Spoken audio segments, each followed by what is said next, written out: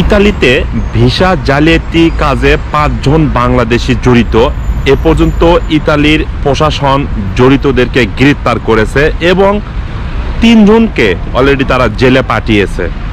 আমি আপনাদেরকে সবসময়ের জন্য সতর্কবার্তামূলক ভিডিও দেই যে ইতালিতে ভিসা জালিয়াতির কাজে ১ নম্বর সবচেয়ে বেশি জড়িত আমার বাংলাদেশিরা এক্ষেত্রে সবচাইতে বেশি জড়িত। যে এই যে ২০২৫ সালের এই যে ফেব্রুয়ারি মাসের যে আবেদনটি হয়েছে ৫, ৭ এবং ১২ ফেব্রুয়ারি, সেই ভিসার জালিয়াতি কাজের জন্য এ পর্যন্ত ইতালির সরকার ৫ জন বাংলাদেশিকে গ্রেপ্তার করেছে।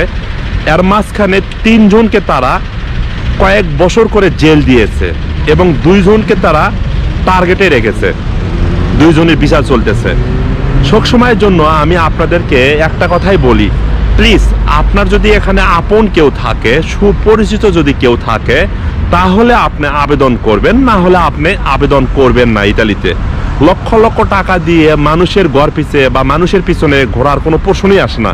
আপনি ইতালিতে আসার জন্য হয়তো ১০ লাখ, ১৫ লাখ বা ১৮ লাখ, ২০ লাখ টাকা বাজেট করেছেন।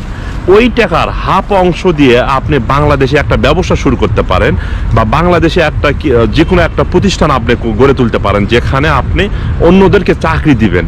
আপনি ইতালিতে আসলে যে লক্ষ লক্ষ টাকা ইনকাম করবেন এর কোনো মানে হয় না। আপনি ইতালিতে আসলে যে এখানে আসে ডকুমেন্ট করতে পারবেন বা গ্রিন কার্ড করতে পারবেন, এই বিশ্বাস আপনাকে কেউ দিতে পারবে না।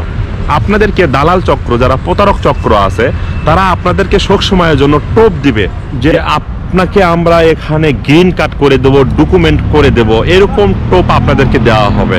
আপনারা এরকম টোপে পা দিবেন না, প্লিজ। যদি আপনি ইতালিতে আসার জন্য, আমি আবারও বলতেছি, ২০ লক্ষ টাকা বাজেট থাকে বা ১৫ লক্ষ টাকা বাজেট থাকে, আপনি ওই টাকার হাফ অংশ দিয়ে ২০ লাখের ১০ লাখ দিয়ে বা আপনি ১৫ লাখের ৭ থেকে ৮ লক্ষ টাকা দিয়ে আপনি বাংলাদেশে একটা প্রতিষ্ঠান গড়ে তুলুন। বাংলাদেশে আপনি ভালো একটা ব্যবসা করুন, যেখানে আপনি অনেককে চাকরি দিবেন, আপনি একজন মালিক সাজবেন এবং আপনি একজন মালিক হবেন। এখানে দেখেন, আসার টাইমে বা ভিসা আবেদন করার টাইমে অনেক বাংলাদেশি ভাইয়ারা ধরা খেয়ে বসে আছে। অনেকের টাকা পয়সা দালাল চক্র, প্রতারক চক্র নিয়ে উধাও হয়ে গিয়েছে। ইতালিতে তার বাস্তব একটা প্রমাণ। ইতালির প্রশাসন দেখেন, এখানে অলরেডি ৫ জন বাংলাদেশিকে এই ১২ ফেব্রুয়ারির পরে ৫ জন বাংলাদেশিকে তারা গ্রেপ্তার করেছে এবং তাদেরকে ৩ জনকে জেল দিয়েছে, ২ জনকে তারা টার্গেটে রেখেছে, তাদের বিচার চলতেছে।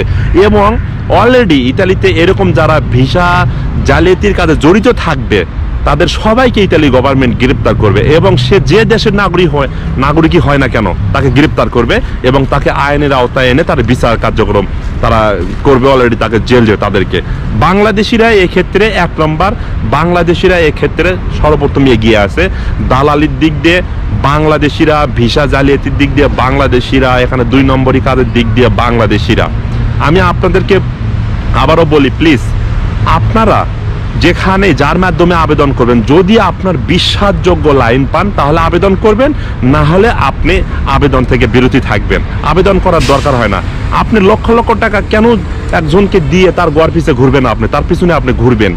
অতএব আপনি বাংলাদেশে ভালো কিছু করেন, এখন ওই টাকা দিয়ে আপনার পরিবারের সঙ্গে থাকেন, আপনার বউ বাচ্চা নিয়ে আপনি থাকেন, সবচেয়ে ভালো হবে। তা বাদেও আপনি ইতালি আসার জন্য একজন অচেনা মানুষের হাতে টাকা পয়সা উঠে দিবেন না। অচেনা কোনো মানুষের হাতে আপনারা অনলাইনে পরিচয় হয়েছে, অনলাইনে হয়তো ইউটিউব চ্যানেলের মালিক বা অনলাইনে হয়তো তার ফেসবুক পেজ আছে, টিকটক আছে, বিভিন্ন অনলাইন প্ল্যাটফর্ম আছে, এগুলো কিন্তু ৯৯ জনই হলো যে প্রতারক, ফাঁদ পাতে বসে থাকে ৯৯ জন।